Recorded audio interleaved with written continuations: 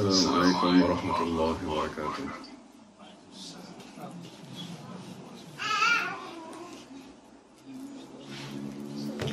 Bismillahirrahmanirrahim. Alhamdulillahi rabbil alamin. Wassalatu wassalamu ala sayyidil mursalin wa ala alihi wa sahbihi ajma'in. Rabbi shrah lana sudurana wa yassir lana umurana واحلل عقدة من ألسنتنا يفقهوا أقوالنا ثبت أقدامنا وتمم تقصيرنا يا ربنا رب العالمين. لا حول ولا قوة إلا بالله العلي العظيم. لا حول ولا قوة إلا بالله. لا حول ولا قوة إلا بالله العلي العظيم. أما بعد. Alhamdulillah, kita bersyukur kepada Allah Subhanahu wa taala dapat sama-sama dalam pengajian hadis 40 dikarang oleh Imam Nawawi radhiyallahu anhu. Nafa'ana bi'ulumihi wa ja'alana minal mukhlisin bi qiraatihi. Jadi sampai pada hadis yang ke-27. Ani Nawas bin Sim'an radhiyallahu anhu anin Nabi sallallahu alaihi wasallam qala: Al-birru husnul khuluq wal ithmu ma haka fi nafsika wa karihta an yattali 'alaihi an-nas. رواه مسلم. وعن وابصة بن معبد رضي الله عنه قال: أتيت رسول الله صلى الله عليه وسلم فقال: جئت تسأل عن البر؟ قلت نعم. فقال: استفت قلبك. البر ما اطمأنت إليه النفس واطمأن إليه القلب، والإثم ما حاك في النفس وتردد في الصدر وإن أفتاك الناس وأفتوك. حديث حسن رويناه في مسندي الإمامين أحمد بن حنبل والدارمي رضي الله عنهما بإسناد حسن. InsyaAllah kita akan sama-sama membaca hadis ini dengan terjemahannya dari kitab Syarah Jawahir Al-Uluhiyah dikarang oleh Syekh Muhammad bin Abdullah Al-Dani radhiyallahu anhu. Ini perawi yang pertama yaitu Nawas bin Sim'an radhiyallahu anhu. Dia salah seorang daripada ahli Suffah, banyak sahabat yang datang daripada kawasan yang jauh menetap di belakang rumah baginda sallallahu alaihi wasallam bersuluk dan menuntut ilmu. Dia menetap di bumi Damsyik. Dan dia berkata, sesungguhnya aku duduk bersama dengan Rasulullah SAW di Madinah selama setahun. Maknanya dia dari bersuluk selama setahun.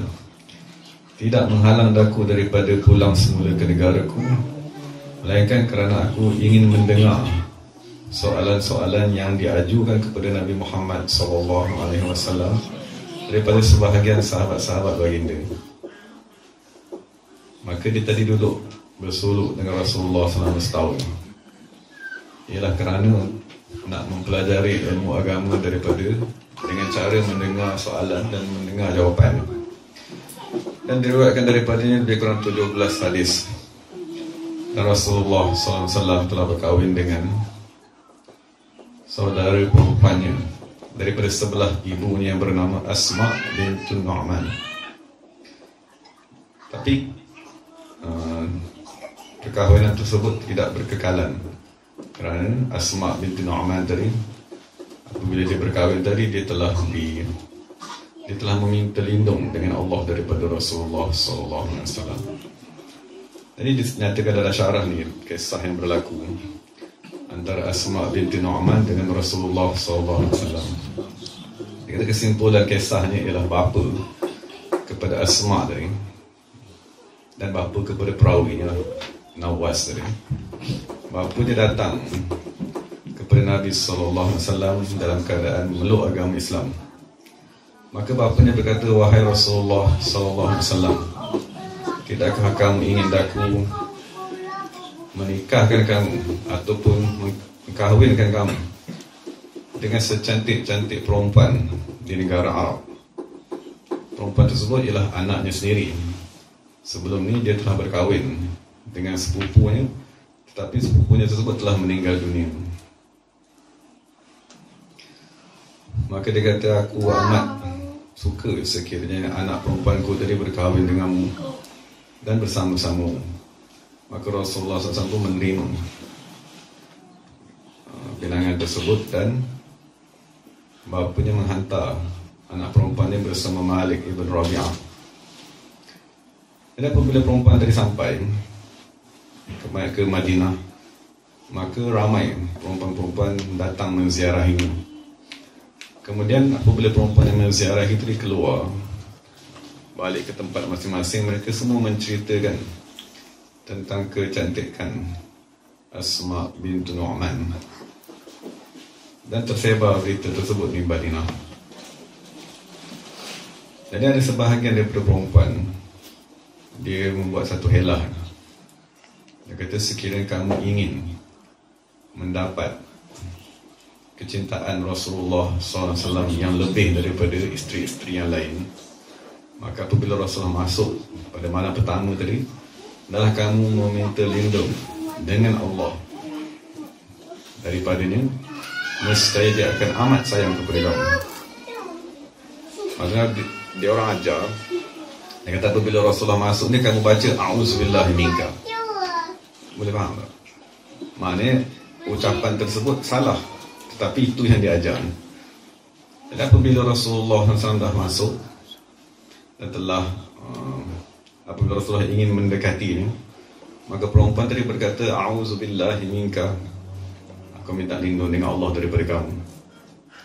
Maka Rasulullah SAW berkata, laqad a'udzuti bi ma'adin alhiqi bi ahliki. Maka Rasulullah kata, sesungguhnya kamu telah meminta lindung dengan tempat perlindungan, iaitu Allah SWT. Jadi apabila dia bercakap itu, seolah-olah dia tadi tidak suka kepada Rasulullah SAW, zahir daripada ayat itu. Maka Rasulullah SAW pun serta-merta berkata, alhiqi bi ahliki, maksudnya kembalilah kamu kepada ahli keluarga kamu. Maksudnya Rasulullah terus menceraikannya, sebab dia kata, aku minta lindung. Maka Rasulullah SAW menghantarnya semula kepada ahli keluarganya. Maka apabila perempuan dari Asma bintu Nu'man sampai semula kepada ahli keluarga ni, semua mereka menjerit dan mereka berkata, sesungguhnya kamu tadi telah membawa balik kepada kami. Dia kata, apa yang menimpa kamu? Maka akhir sekali perempuan tadi berkata, khudi'tu,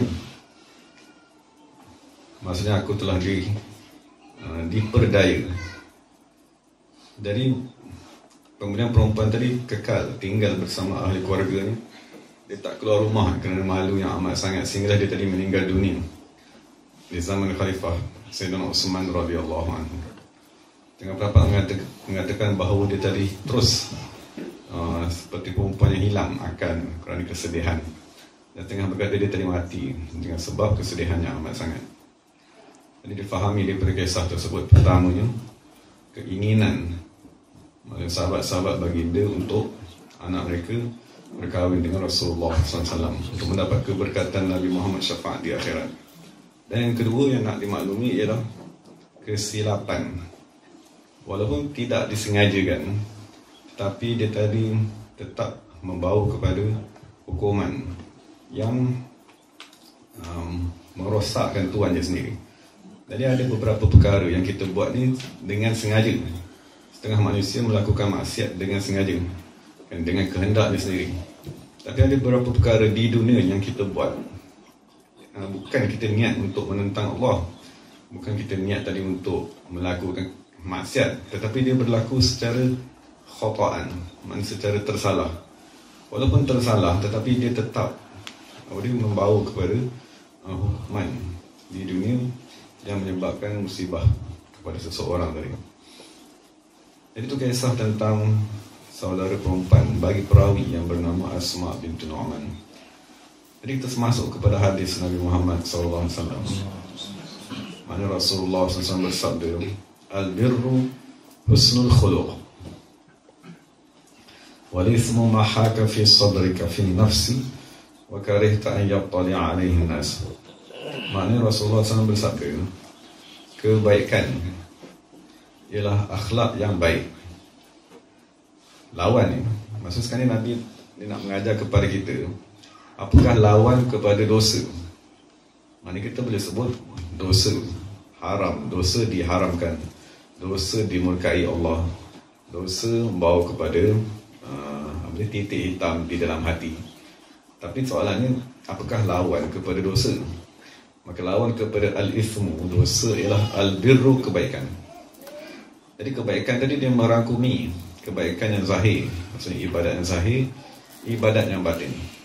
Dan kebaikan itu juga dia merangkumi ibadat, kebaikan yang khusus pada diri kita, dan kebaikan yang menjangkau kepada manusia yang lain.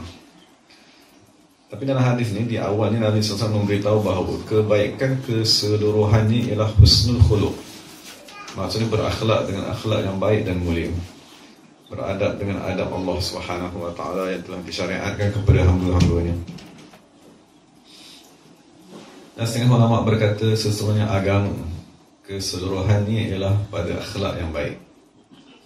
Diriwayatkan daripada Rasulullah SAW baginda bersabda, siapa yang tiada padanya 3 perkara, nescaya dia tidak akan mendapati rasa kemanisan keimanan. Pertama sekali, ilmu untuk menolak kejahilan manusia yang jahil, wara' untuk menjauhi perkara yang haram, dan akhlak yang baik untuk dia tadi bergaul dengan manusia. Dan diriwayatkan daripada Asim ibn Mustaliq, sesungguhnya dia tadi berkata, aku masuk menziarahi Madinah, lalu aku bertemu dengan Al-Hasan ibn Ali, maksud cucu Nabi Muhammad SAW, Sayyidina Hasan. Maka aku amat teruja dengan kecantikan muka paras ini. Tetapi tiba-tiba datang rasa hasad dengki di dalam diriku kerana permasalahan yang aku teringat, peperangan antara bapanya iaitu Sayyidina Ali dengan manusia dari kalangan dengan kumpulan di sebelah bapa ni. Maka apabila dia tadi datang rasa marah dan benci dia itu kepada Sayyidina Hasan bin Ali, maka dia bertanya, adakah kamu anak kepada Ali bin Abi Talib? Maka dia kata betul. Lalu Asim ibn Mustaliq ni serta-merta memaki hamun dan mengutuk perbuatan bapanya, kerana kata berperang Sayyidina Ali dengan Sayyidina Muawiyah dan seumpamanya. Tetapi walaupun sedemikian, Sayyidina Hasan hanya memandang kepada Asim ibn Mustaliq tadi dengan pandangan orang yang membelas kasihan dan memaafkan. Kemudian Sayyidina Hasan membaca ayat Quran, A'udzubillahi minasyaitonirrajim, khudhil 'afwa wa'mur bil ma'ruf bil 'urfi, maafkanlah dan perintahlah dengan kepada kebaikan. Maksud Sayyidina Hasan, dia tidak memaki hamun semula dan dia tak marah pun, dia cuma maafkan saja apa yang orang tu buat. Kemudian Sayyidina Hasan berkata, bertenang, sesungguhnya aku memohon ampun bagi aku dan bagi kamu.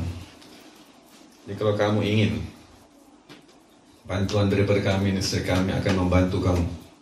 Dan sekiranya kamu ingin panduan untuk perjalanan akhirat, nescaya kami akan memberi panduan kepada kamu.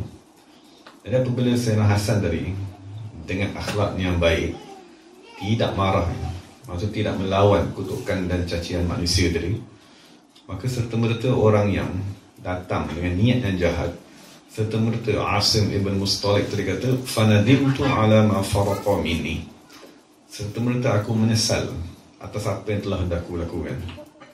Jadi ini satu panduan kepada kita lah, dan inilah tanda akhlak kita semakin sempurna. Apabila kita bergaduh dengan orang, atau apabila orang bergaduh dengan kita, kita tak lawan, dan kita menasihati dan kita serap kemarahan orang tersebut agar orang tadi hilang kemarahannya. Jadi serta-merta orang yang marah tadi, yang amat benci kepada Sayyidina Hasan dan amat benci kepada Sayyidina Ali, serta-merta dia kata, aku menyesal kerana apa yang telah aku lakukan. Kemudian Sayyidina Hasan berkata, tak apa, jangan risau, moga-moga Allah Ta'ala mengampunkan kamu.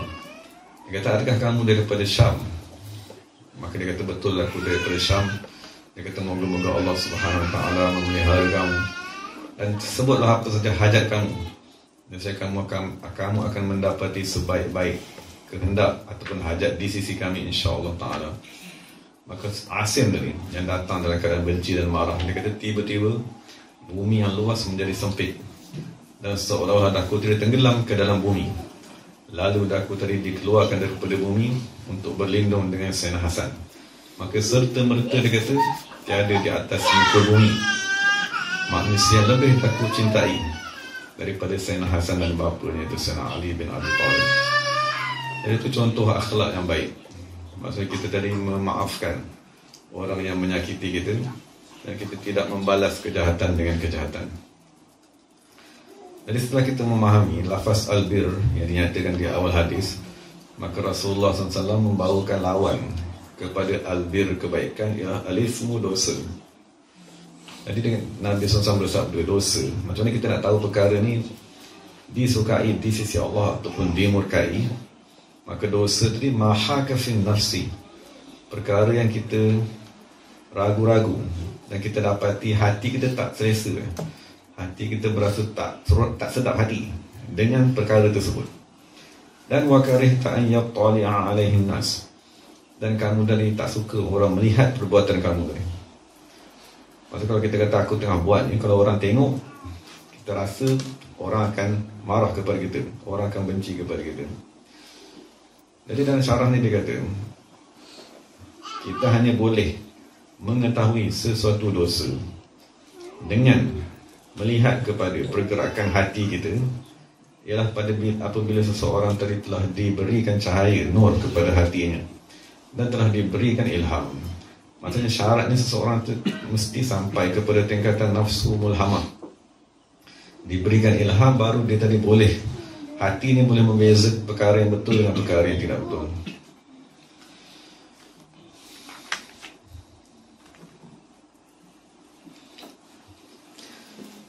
Jadi itu hadis yang pertama dinyatakan oleh Rasulullah SAW. Jadi kita sambung hadis yang kedua, sebab dalam hadis ke-27 ni Imam Nawawi membawa hadis yang dua yang lebih kurang sama. Jadi hadis kedua ni daripada Sayyidina Wabisah Ibn Ma'bad. Dia datang menziarahi Rasulullah SAW ketika mereka telah memeluk agama Islam. Dan sebenarnya Wabisah ni adalah seorang yang mahir membaca Al-Quran dan banyak menangis kerana takutkan Allah dan berumur sehingga 90 tahun. Ini perawi yang kedua, yang sahabat yang kedua. Dan dia tadi meninggal dunia di Raqqah, di salah satu kampung di Damsyik, di Syam. Jadi dia kata, Wabisah ni kata, aku datang bertemu Rasulullah SAW untuk bertanya tentang al-birri wal-ithmi. Jadi ini dua hadis yang sama. Sahabat ni dia memang datang kepada Rasulullah, dia nak tanya dosa tu macam mana kita nak tahu, dan kebaikan bagaimana cara untuk mengetahuinya.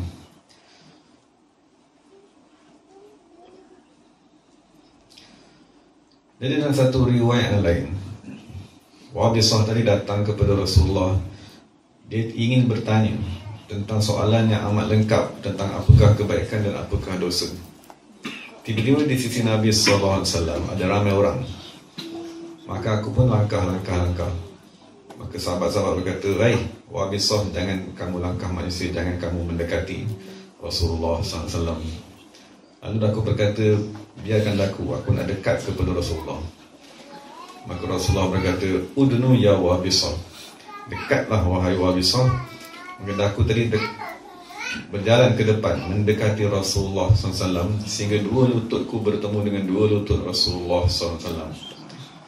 Maka Rasulullah berkata, "Wahai Wabisah, adakah kamu ingin aku beritahu kepada kamu apakah soalan yang nak kamu tanya? Atau kamu nak mulakan soalan itu sendiri?" Maka sahabat tadi berkata, "Lebih baik wahai Rasulullah, kamu terus berikan jawapan." Walaupun sahabat tadi belum bertanya, maka Rasulullah dah mengetahui apakah persoalan tersebut. Maka Rasulullah berkata, "Ji'ta tas'alu 'anil birri wal ithmi." Terus kamu datang sekarang ni, dalam hati kamu tu kamu ingin bertanya tentang al-birri, apakah kebaikan, wal ithmi, dan apakah dosa. Ini salah satu mukjizat Rasulullah SAW. Sebaginda boleh mengetahui apakah yang dikatakan oleh seseorang di dalam hatinya.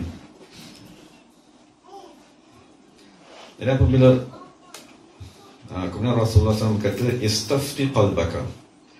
Sekiranya kamu ingin mengetahui perkara yang baik dan sekiranya kamu ingin mengetahui perkara yang dosa, istafti qalbaka, maka kamu tanyalah hati kamu sendiri. Jadi kita dah bincang, hati kita hanya boleh ditanya adakah perkara ni baik ataupun tidak baik. Sekiranya kita berjaya membersihkan hati tersebut. Tetapi sekiranya hati kita tadi masih duduk dalam tingkatan nafsu ammarah bisu, sekiranya kita tanya hati kita tentang sesuatu ibadat, dia akan tak suka. Dan sekiranya kita tanya hati kita pula tentang sesuatu dosa, maka dia akan amat suka. Sekiranya nafsu kita masih berada di tingkatan ammarah bisu ataupun lawamah. Jadi sekiranya kita dah betul-betul dibersihkan hati, dikurniakan dengan taubat, dikurniakan dengan nur ilham daripada Allah, maka pada ketika itu baru kita boleh pakai hadis yang Rasulullah ajar.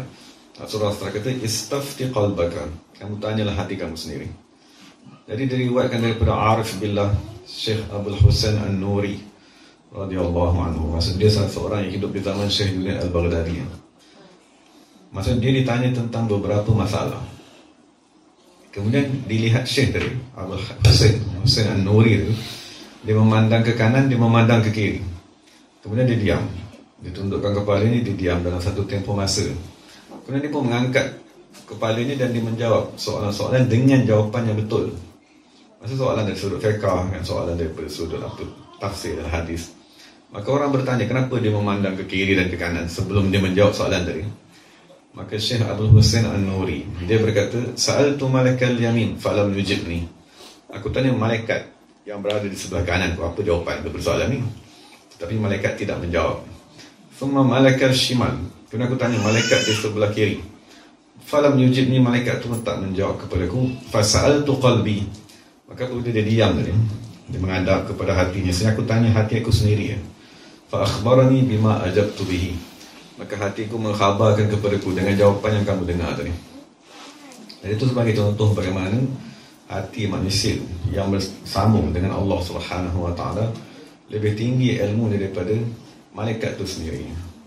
Jadi Nabi mengajarkan kepada kita al-birru, sesuatu ibadat yang baik, sesuatu perkara yang baik, matma'annat ilaihin nafsu, perkara yang hati kamu senang kepadanya, redha kepadanya.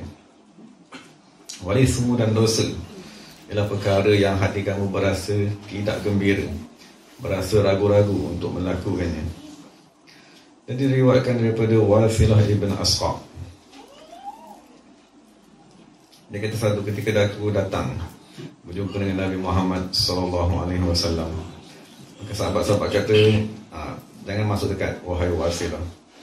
Maka Nabi SAW berkata, biarkan dia datang mendekat, sesungguhnya dia tadi ada soalan yang dia nak tanya. Maka apabila dia datang dekat, dia kata, wahai Rasulullah SAW, bagaimanakah kami ingin mengetahui perkara yang baik dan perkara yang jahat setelah kematian kamu, wahai Rasulullah SAW. Maka Rasulullah berkata, sesungguhnya diri kamu yang akan memberi fatwa kepada diri kamu sendiri. Jadi sahabat tadi bertanya, bagaimanakah demikian? Maka Rasulullah berkata, hendaklah kamu meninggalkan perkara yang kamu rasa ragu-ragu kepada perkara yang kamu yakin kepadanya. Sekalipun manusia memberi fatwa kepada perkara yang kamu ragu-ragu tadi. Ini maksudnya keterangan kepada hadis yang sedang kita baca. Kemudian sahabat itu tanya, ni macam mana kami nak buat tu? Maka Rasulullah berkata, antadha yadaka ala qalbik. Maksudnya kita letak tangan di atas hati kita. Sesungguhnya Nabi kata, fa'innal fu'ada yaskunu 'alal halal. Sesungguhnya hati manusia ni dia akan tenang sekiranya perkara yang sedang kamu fikirkan tadi halal. Wala yaskunu 'alal haram.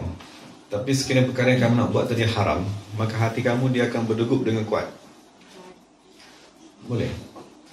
Jadi telah maksudnya penulis sebagai tahu syarat untuk kita nak amalkan ilmu tadi itu, mestilah kita tadi dah dikurniakan dengan nur. Sebab dia kata, hati orang yang beriman, dia mempunyai nur yang menyala-nyala. Apabila datang sesuatu perkara yang hak, perkara yang halal, perkara yang betul, maka dua nur akan bercantum. Maksudnya kita memang dah ada nur di dalam, dicantum lagi dengan nur perkara baik yang nak kita buat tadi. Maka apabila kedua-duanya bercantum, maka hati akan berasa tenang dan dia akan berasa gembira. Tapi sekiranya hati kita dah ada nur, tiba datang satu perkara batin. Perkara batin ni sifat ni adalah zulumat, kegelapan. Maka hati tadi dia akan bergoncang dan tidak gembira sebab dia nak lawan, dia nak menolak kegelapan yang datang. Jadi itu cara untuk kita mengetahui sesuatu benda yang kita nak buat, ataupun sesuatu perkara sedang kita fikirkan, atau perkara yang sedang kita usahakan betul ataupun tidak betul. Sebab itu syaratnya kita kena bersungguh-sungguh membersihkan hati ini dan memohon nur daripada Allah Subhanahu wa taala.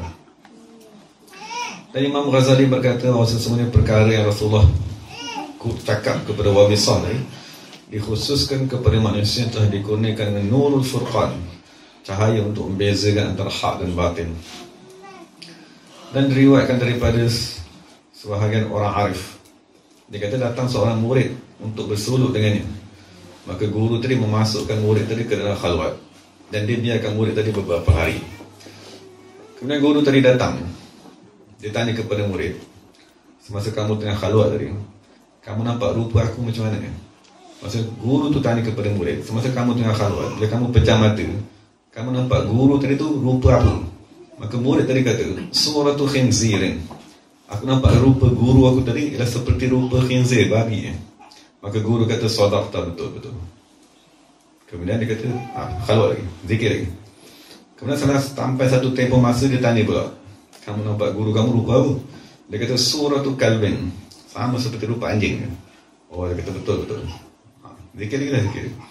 Lepas tu satu kali ketiga bila guru dia masuk, dia tanya, kamu nampak rupa guru kamu macam mana? Dia kata, seperti bulan pada malam purnama. Maka guru kata, sadaqta, benar kamu. Al-an kamu la haluka, sekarang baru keadaan kamu sempurna. Wa salahta an tarji'a ila qalbika wa an tastaftiya nafsak wa in aftaka al-muftun. Maksud guru kata, sekarang barulah hati kamu tadi sempurna dan barulah kamu tadi boleh merujuk kepada hati kamu tentang apa segala perkara yang kamu ingin ketahui, baik ataupun jahat. Sekali pun manusia memberi fatwa, maksudnya hati kita rasa tak sedap, tapi manusia kata halal, boleh, tak ada masalah. Jadi dia kata jangan pegang kepada perkataan manusia tadi, kamu peganglah kepada hati kamu tadi. Maka gurunya pun menyempurnakan khalwat tersebut, maksudnya mengeluarkannya daripada khalwat tadi. Dan setengah ulama berkata, jadi maksudnya nak bagi tahu, guru ataupun orang mukmin tadi ialah cermin kepada orang mukmin yang lain. Dan apabila dia menghadirkan gurunya, guru tadi ialah cermin kepada dirinya sendiri. Dari rupa yang dia nampak tadi, sama ada rupa khinzir ataupun rupa anjing, itu sebenarnya rupa dirinya sendiri. Kerana guru tadi ialah cermin kepadanya. Dan setengah ulama berkata, siapa yang menjaga pandangannya daripada perkara yang haram. Maksudnya ini satu masalah pada kita lah. Maksudnya kita nak kena jaga pandangan. Maksudnya telefon kita tu macam-macam gambar, apa saja kita buka dia keluar gambar. Tapi kalau gambar tu haram, jangan terus tengok. Kita akan nampak gambar tu, sebab macam kita dah tahu gambar ni halal ke haram. Bila kita nampak saja gambar yang haram, terus kita kena palingkan, ubah, jangan tengok berterusan. Jadi siapa yang menundukkan pandangan daripada perkara yang haram dan menahan dirinya daripada syahwat makan, syahwat tidur, syahwat bercakap, syahwat megah, syahwat bangga dia, dan dia tadi menghidupkan batinnya dengan berzikir, dan dia menjaga makanan-makanan yang halal. Itu 4 perkara tadi, lam tukhti firasatu, nescaya firasatnya tidak akan salah. Maksudnya apabila kita dah mula dia mendapat ilham di dalam hati kita, maksudnya kadang-kadang benda tu datang salah. Jadi soalan ni, kenapa salah? Apabila salah tadi, dia beritahu kerana ada pandangan haram yang kita tengok, ada syahwat yang kita makan, ada syahwat yang kita buat, dan kita meninggalkan berzikir tadi. Jadi kalau ada kesilapan tadi, akan datang juga bisikan-bisikan, tetapi sebenarnya benda tadi salah. Dan diriwayatkan daripada Sayyidina Abi Umamah daripada Rasulullah SAW, Rasulullah bersabda, hendaklah kamu tadi takut kepada firasat orang mukmin. Sesungguhnya mereka tadi memandang dengan cahaya Allah Subhanahu wa taala. Dan firasat tadi dibahagikan kepada 2. Firasat semata-mata ilham daripada Allah Subhanahu wa taala. Jadi dia bagi contoh kat sini. Dia kata seorang perempuan datang kepada salah seorang arif billah, tanya tentang suami. Maka apabila, tapi syekh tadi tengah semayang. Ada apabila syekh tadi selesai semayang, maksudnya suami dia ada tuduhan ke atas isterinya. Isteri tadi tak mengaku. Jadi dia kata, mari kita sama-sama pergi berjumpa dengan syekh ni untuk hukumkan apa yang kita nak buat. Jadi apabila selesai syekh tadi semayang, terus syekh tadi kata, wahai perempuan yang jahil tentang dosa yang telah kamu buat, hendaklah kamu mengaku dengan dosa yang telah kamu buat, dan kamu bagi tahulah suami kamu tentang dosa yang telah kamu lakukan. Khususnya lelaki mabuk yang telah berzina dengan kamu pada malam demikian-demikian. Pada ketika suami kamu sedang melakukan perkara tersebut, tengah berada di luar rumah atau di tempat lain, sesungguhnya perzinaan yang berlaku dengan lelaki mabuk tadi telah menyebabkan kamu mengandung. Dan dia kata kamu akan melahirkan selepas 2 bulan anak yang rupanya tidak sempurna. Maka jadi seperti mana apa yang dikatakan oleh Syekh tadi. Ini nak beritahu contoh firasat. Firasat yang datang semata-mata ilham dalam hati daripada Allah Subhanahu Wa Taala. Dan diriwayatkan daripada Sayyidina Anas radhiyallahu anhu, satu ketika aku masuk duduk bersama dengan Sayyidina Uthman bin Affan radhiyallahu anhu.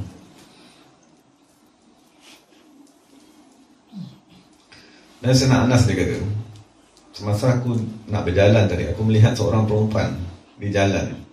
Dan aku memandang perempuan tersebut bersungguh-sungguh, dan aku tengok kecantikan dia, seumpama mata, hidung semua.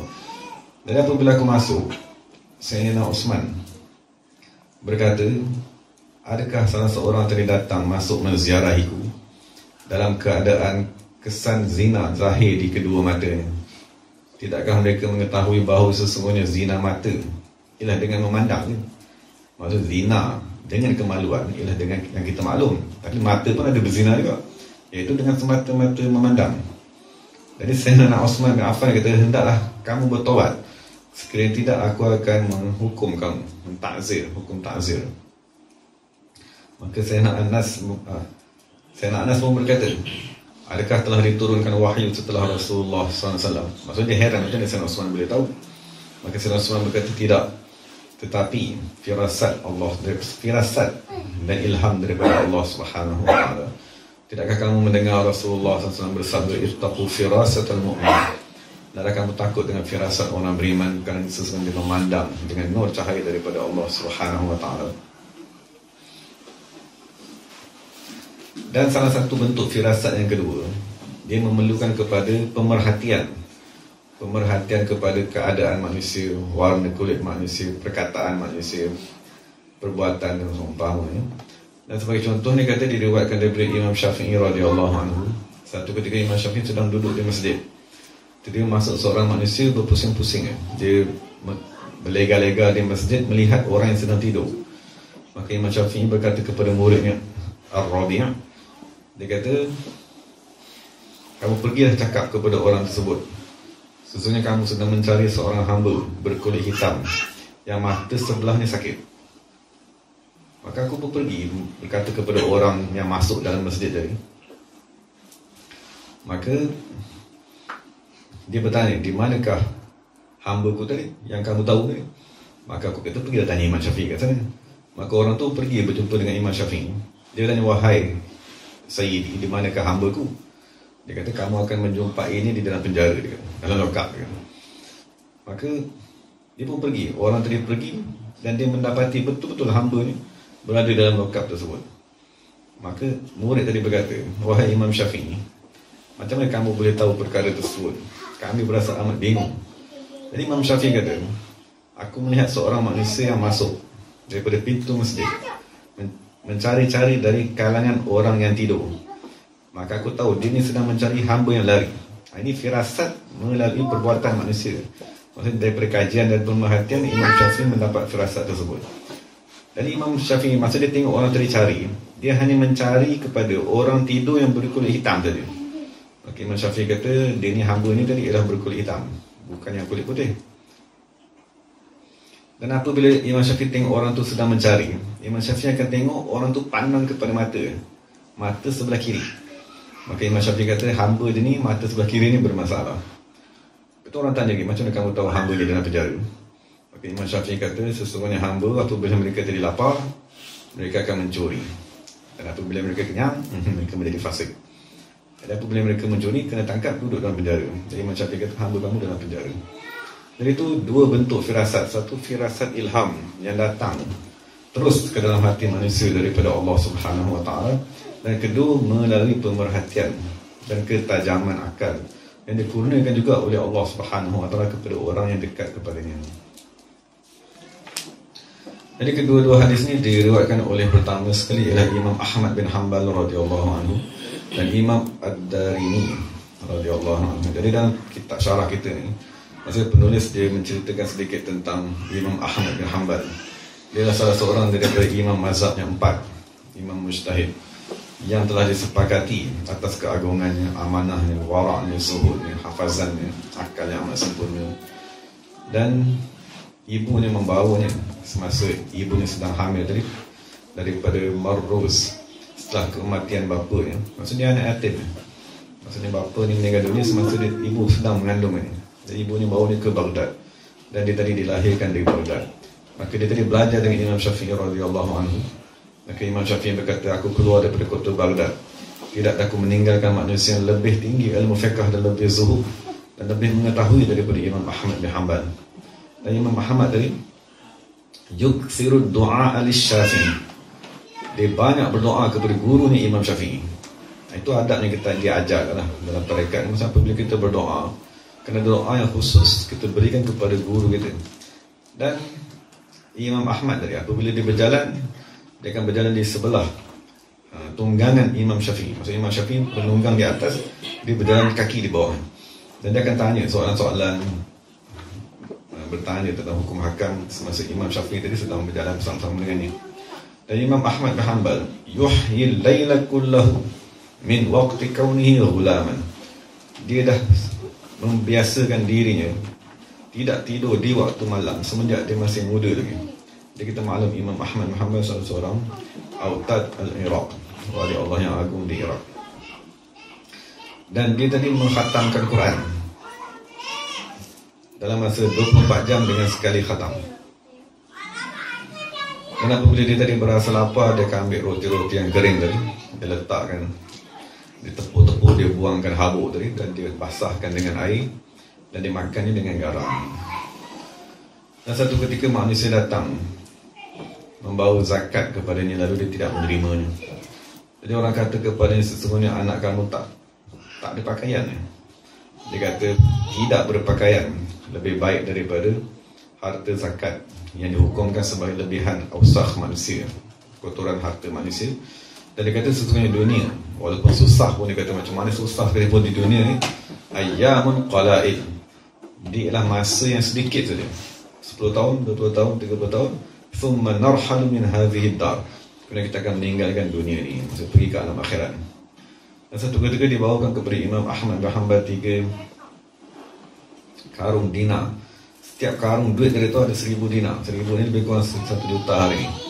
Maka dia katakan kepada Imam Ahmad bin Hanbal, ambillah duit tersebut untuk ahli keluarga kamu. Maka dia kata, tidak, aku tidak berhajat kepada dan tidak menerima sedikit pun daripadanya. Dan Imam Ahmad bin Hanbal menghafal 1 juta hadis. Dan perawi, maksudnya murid yang mengambil hadis daripadanya, antaranya ialah Imam Bukhari sendiri, Imam Muslim sendiri, Imam Abu Dawud. Walaupun dia menghafal lebih kurang 1 juta hadis, tetapi dia tadi menghimpunkan dalam kitabnya Musnad itu 40,000 hadis, lebih kurang 40,000 hadis sahaja. Jadi lebih tadi dibawa bertemu dengan Allah Subhanahu wa taala. Itulah kerugian apabila matinya ulama. Mati ulama tadi walaupun dia dah tulis bukunya, tapi dia tulis buku dari hanya 10% daripada ilmu yang dia ada. Ilmu yang sebenar dibawa, sekiranya kita tak ambil daripada mereka, maka kerugian apabila matinya ulama-ulama tersebut. Dan dia meninggal dunia di Baghdad pada tahun 241 Hijrah, pada ketika umur Imam Ahmad bin Hanbal 77 tahun. Dan apabila meninggal dunia Imam Ahmad, semua manusia menjerit. Dan manusia tadi mengangkat suara, maksudnya menangis dengan amat kuat. Semua pintu kota Baghdad tadi ditutup. Maksudnya manusia kerana amat sedih.